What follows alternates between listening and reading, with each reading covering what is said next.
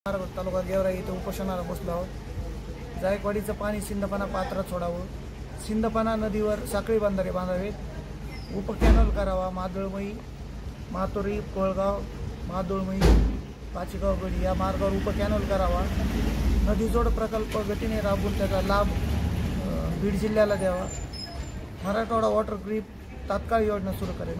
यासाठी गेल्या 16 दिवसापासून आम्ही इथं उपोषणाला बसलो। आमचे सहकारी देवीदास चव्हाण यांची आज प्रकृती खालावली, त्याच्यामुळे त्यांना डॉक्टर आले होते, त्यांनी सलाईन लावलं। आज या उपोषणाचा आजचा 16 दिवस असला तरी बी शासनाच्या वरिष्ठ कुठल्या अधिकाऱ्याने अद्याप कुठलीही दखल घेतलेली नाही।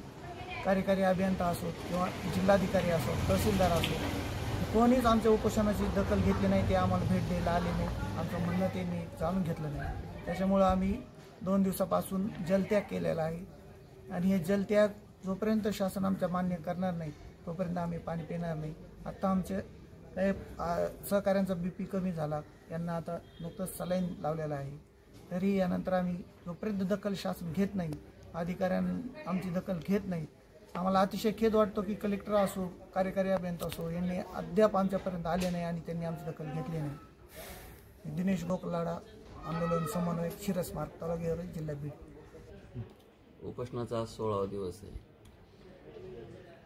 आज तो परवापासून आम्ही जलत्याग केलेला आहे, तरी शासनाने अजून आमची दखल घेतलेली नाही आहे। आमचे चव्हाण साहेब त्यांची एकदम प्रकृती खालवून गेलेली आहे।